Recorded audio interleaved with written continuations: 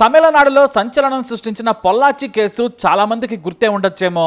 డబ్బు, బలుపు, మదం, కామపిచ్చి, ఎవరూ ఏమీ చేయలేరు అనే ధైర్యం. ఇంట్లో అమ్మ, అక్క, చెల్లి, భార్య, ఆడబిడ్డలున్నా కూడా బయట వారిని కామం కోసం వాడుకునే వస్తువుగా చూసిన 9 మంది రాక్షసులకు కోయంబత్తూరులోని సెషన్స్ కోర్టు బుద్ధి చెప్పింది. వారిని దోషులుగా తేల్చింది. వీరంతా చచ్చే వరకు జైల్లోనే ఉండాలని శిక్ష విధించారు న్యాయమూర్తి. ఈ 9 మంది నీచులు ఒకరిని కాదు, ఇద్దరిని కాదు, 2016 నుంచి 2019 వరకు వందల మందిపై అత్యాచారం చేశారు. లైంగికంగా వేధించారు, కొట్టారు, హింసించారు, వినకపోతే చంపుతామని బెదిరించారు. వీడియోలు తీసి లీక్ చేస్తామని బెదిరించి ఎన్నోసార్లు అత్యాచారం చేశారు. సైలెంట్గా ఉన్న వాళ్ళని పిలిచి మరీ బెదిరించి మళ్లీ అత్యాచారం చేసేవారు. అయితే ఈ ఘటనతో ఓ 19 ఏళ్ల కాలేజీ విద్యార్థిని ధైర్యం చేసి పోలీసులకు ఫిర్యాదు చేయడంతో తీగ లాగితే డొంకంతా కదిలింది. దేశాన్నే ఊపేసిన లైంగిక వేధింపుల కేసుగా మారిపోయింది. అసలేంటి కేసు అనేది మొదటి నుంచి సిబిఐ తేల్చిన వివరాల ప్రకారం చూద్దాం. నిజంగా దీన్ని సినిమాలాగా తీస్తే ఓ సంచలనం సృష్టిస్తుంది అనడంలో సందేహమే లేదు. తమిళనాడులోని పొల్లాచి చాలా అందమైన ప్రదేశం. నిత్యం ఇక్కడ ఏదో ఓ షూటింగ్ జరుగుతూనే ఉంటుంది. అయితే పొల్లాచిలో ఉండే 32 ఏళ్ల ఎన్ సబారి రాజన్ అలియాస్ రెష్వన్ ఓ కాలేజీకి వెళ్లే 19 ఏళ్ల అమ్మాయితో పరిచయం పెంచుకున్నాడు. ఆమె కాలేజీకి వెళుతుంటే బైక్ మీద 2 సార్లు డ్రాప్ కూడా చేశాడు. వారిద్దరూ స్నేహితులుగా మారారు.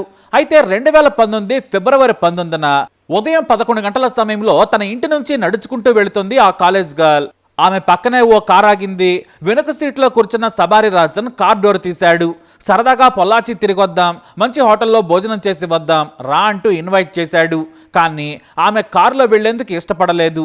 ఆ కారును ఫైనాన్స్ వ్యాపారం చేసే తిరునక్క ఒక్కరసు అనే వ్యక్తి తోలుతూ ఉన్నాడు. ఆమె అతడిని చూసి రానని చెప్పింది. అయితే సబారి రాజన్ బలవంతం చేశాడు. నా ఫ్రెండే అతను, రోజు నన్ను చూస్తున్నావు కదా, మా ఇల్లు కూడా నీకు తెలుసు కదా, భయం ఎందుకు రా అంటూ చేయి పట్టుకుని లాగాడు. ఆమె వద్దంటూనే వచ్చి కారులో కూర్చుంది. ఆ యువతి కూర్చోగానే కారు వేగం అందుకుంది. మనుషుల సంచారం అంతగా ఉండని బ్యూటిఫుల్ కొండ ప్రాంతాల్లో వెళుతుండగా సబారి రాజన్ ఆ యువతపై లైంగిక దాడి చేయటం మొదలుపెట్టాడు. ఆమె కేకలు పెట్టింది. ఇంతలో ఓ చోట కార్ ఆగింది. ఇక వారి స్నేహితులు ఎం సతీష్, టి వసంత కుమార్లు జాయిన్ అయ్యారు. సబారి రాజన్ కారులోనే ఆమెపై లైంగిక దాడి చేస్తుండగా ఓ పక్క సతీష్ వీడియోలు తీయటం మొదలుపెట్టాడు. ఆ తర్వాత పక్కనే కూర్చున్న వసంత కుమార్ కూడా ఆమెపై లైంగిక దాడి చేశాడు. అయితే కేకలు గట్టిగా వేస్తూ ఉండడంతో ఎవరైనా చూస్తారన్న భయంతో ఓ నిర్మానుష్య ప్రాంతంలో ఆ యువతిని వదిలేసి వెళ్లిపోయారు. వెళుతూ ఆమె మెడలోని బంగారు గొలుసును కూడా లాక్కున్నారు నీచులు. అప్పటికే 2 దాడి చేశారు. మరో వ్యక్తి ఆమె శరీరాన్ని స్పృశించి ఇబ్బంది పెట్టాడు. బయట ఎవరికైనా చెబితే నీ వీడియోలు ఇంటర్నెట్లో పెడతాం, మీ కాలేజీలోని వాళ్లకు ఫార్వర్డ్ చేస్తామని బెదిరించారు. దీంతో ఆ యువతి ఎవరికి చెప్పలేదు, భయపడిపోయింది. ఇంటికి వెళ్లి తల్లిదండ్రులకు చెప్పింది. కానీ వారు కూడా అమ్మాయికి అన్యాయం జరిగిందని చెబితే పరువు పోతుందని భయపడి ఎవరికీ చెప్పలేదు, కంప్లైంట్ కూడా ఇవ్వలేదు. అయితే దాన్ని అలుసుగా తీసుకున్నారు. 4 రోజుల తర్వాత సబారి రాజన్ ఆ యువతికి కాల్ చేశాడు. పొల్లాచి కొండ దగ్గర ఉన్న తిరునక్క ఒక్కరస్సు గెస్ట్ హౌస్కి రావాలి, లేదంటే నీ వీడియోలు బయట పెడతానని ఫోన్లో బెదిరించాడు.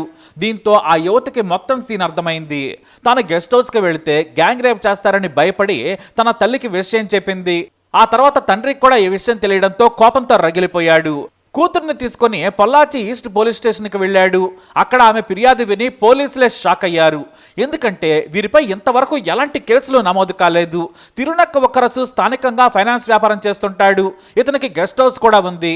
పోలీసులు వెంటనే ఆ గెస్ట్ హౌస్కి వెళ్ళి చూశారు. అక్కడ పార్టీ చేసుకునేందుకు మందు, టీవీ, మ్యూజిక్ సిస్టమ్, బెడ్రూమ్స్ అన్నీ ఉన్నాయి.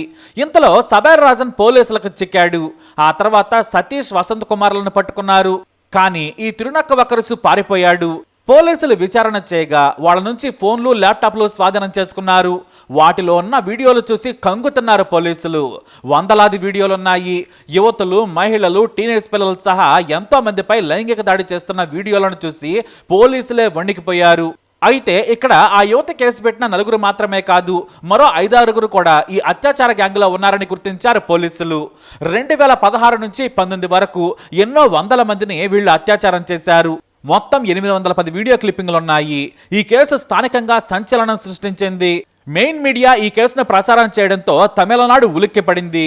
ఈలోపు ఓ యువతిని ఈ గ్యాంగ్లోని ఇద్దరు బెల్ట్తో కొడుతున్న వీడియో సోషల్ మీడియాలో రావడంతో దేశవ్యాప్తంగా దుమారం రేగింది. లైంగిక దాడికి సహకరించకపోవడంతో ఆ యువతిని బెల్ట్తో విచక్షణారహితంగా కొట్టారు సైకోలు. అంతేకాదు కొంతమంది టీనేజ్ అమ్మాయిలు ఏడుస్తుంటే కూడా అత్యాచారం చేస్తున్న వీడియోలను చూసి పోలీసులే షాక్ అయ్యారు. ఇంతలో తిరునక్క వకరుసు పోలీసులకు ఓ వీడియో రిలీజ్ చేశాడు. తనకు ఈ కేసుకు సంబంధం లేదు, నేను అమాయకుడిని అని ఓ వీడియో రిలీజ్ చేసి సోషల్ మీడియాలో పెట్టాడు. పోలీసులు అతన్ని ట్రాప్ చేసి ఫోన్ లొకేషన్ ఆధారంగా అరెస్ట్ చేశారు. కానీ ఇక్కడే కథ మొదలైంది. అతని ఐఫోన్లో కూడా వందలాది వీడియోలున్నాయి. దీంతో ఈ కేసులో స్పష్టమైన ఆధారాలు దొరికాయి. వాళ్ళ బెదిరింపులు, అత్యాచారాలు చూసి ఈ కేసు చాలా పెద్దదని తేలిపోయింది. ఆ తర్వాత అరులాంతం, అరుణ్ కుమార్, బాబు, ఆర్ మణి, హరోనిమ్స్లను కూడా పోలీసులు అరెస్ట్ చేసి జైలుకు పంపారు. వీరి అరెస్టుతో ఈ కేసు దుమారం మీద దుమారం రేగింది. ఎందుకంటే ఈ తిరునక్క వకరుసు పొల్లాచి ఏఐడిఎంకే యూత్ లీడర్, మరో నిందితుడి సోదరుడు పొల్లాచి మండల స్థాయి లీడర్. దీంతో డిఎంకే ఈ కేసుపై ఆందోళనలు చేసింది. తమ పార్టీ నాయకులు కావడంతో కేసును నిర్వీర్యం చేస్తున్నారని ఆరోపించింది. దేశవ్యాప్తంగా కూడా దుమారం రేగింది. అయితే అప్పటికే నాటి సీఎం పళనిస్వామి ఈ కేసుని సిబిఐకి అప్పగించారు. తమ పార్టీ నాయకులుగా ఉన్న నిందితులను పార్టీ నుంచి సస్పెండ్ చేశారు. మార్చి 16న ఈ కేసు సిబిఐకి హ్యాండ్ ఓవర్ చేసింది ప్రభుత్వం. మే 24 నాటికి మొదటి 5గురిపై ఛార్జ్షీట్ దాఖలు చేశారు. ఆ తర్వాత వరుసగా మరో 4గురిని ఈ కేసులో చేర్చింది సిబిఐ. ఇక్కడే సిబిఐ పబ్లిక్ ప్రాసిక్యూటర్ వి సురేంద్ర మోహన్ చాలా చాకచక్యంగా వ్యవహరించారు. చాలా పక్కాగా సాక్ష్యాలను సేకరించారు. ఎందుకంటే ఎంతో మంది బాధిత యువతలు మరికొంతమంది ముందుకు వచ్చి ఫిర్యాదు చేసేలా చేశారు. వారికి ధైర్యం చెప్పారు. మీ ఐడెంటిటీని బయటకు రానివ్వకుండా చూడటం నాది బాధ్యత. మీకోసం ప్రత్యేక వాహనం, ప్రత్యేక ప్రాంతంలో వసతి, ప్రత్యేక విచారణ రూమ్ ఏర్పాటు చేస్తామని హామీ ఇచ్చారు. దీంతో 9 మంది ముందుకొచ్చారు. మిగతా వారు తమను ఇబ్బంది పెట్టొద్దని వేడుకున్నారు. ఈ 9 మందిలో నమ్మకం కలిగించేందుకు సిబిఐ అధికారులతో కలిసి ఎంతో కష్టపడ్డారు పబ్లిక్ ప్రాసిక్యూటర్ సురేంద్ర. కేసు ముగిసే నాటికి 48 మంది ప్రత్యక్ష సాక్షులను కోర్టుకు పిలిపించారు. ఈ కేసులో ప్రధానంగా తిరునక్క వకరుసు గెస్ట్ హౌస్లోనే వందల సార్లు యువతల మీద లైంగిక దాడి జరిగింది. అక్కడ లైంగిక దాడి జరిగే సమయంలో టీవీ సౌండ్ పెంచి అత్యాచారానికి పాల్పడేవారు నిందితులు. ఇక యువతలను బయటకు పంపేటప్పుడు వారిని ఫ్రెష్గా తయారు కావాలని, అనుమానం రాకుండా వెళ్లాలని మేకప్ వేయించి మరీ పంపించేవారు దుర్మార్గులు. మొత్తం 7 కార్లలో లైంగిక దాడులు జరిగాయి. వాటిని పోలీసులు సీజ్ చేశారు. అయితే ఈ కేసు ఎంత సంచలనం సృష్టించిందో ట్రయల్ కూడా అంతే సంచలనం సృష్టించింది. బాధితులను టింట్ వేసిన కారులో కోర్టుకు తీసుకొచ్చారు. మీడియాకు సమాచారం ఇవ్వకుండా రహస్యంగా ప్రత్యేక ఓ కోర్టు రూమ్లో విచారణ చేశారు. మద్రాసు హైకోర్టు ఆదేశాల ప్రకారం ప్రత్యేక గదిని ఏర్పాటు చేశారు. బాధితులు, నిందితులను కలిపి విచారణ చేయొద్దని ఆదేశించింది న్యాయస్థానం. వారి వ్యక్తిగత గోప్యత విషయంలో జాగ్రత్త వహించాలని హైకోర్టు ఆదేశించింది. దీంతో నిందితులను జైలు నుంచే వీడియో కాన్ఫరెన్స్ ద్వారా సెషన్స్ కోర్టు జడ్జి విచారణ చేశారు. బాధితుల స్టేట్మెంట్ను రికార్డ్ చేశారు న్యాయమూర్తి నందిని దేవి. మొత్తం 400 ఎలక్ట్రానిక్ వీడియో ప్రూఫ్స్ ను కోర్టు ముందుంచింది సిబిఐ. 100 మందిపై లైంగిక దాడి చేశారు నిందితులు. ఫిబ్రవరి 24, 2023 నుంచి ట్రయల్ మొదలైంది. వేగంగా విచారణ సాగింది. పక్కా ఆధారాలు, వీడియో ప్రూఫ్స్ కూడా ఉండడంతో మొత్తం 9 మందికి యావజ్జీవ శిక్ష విధించారు న్యాయమూర్తి నందిని దేవి.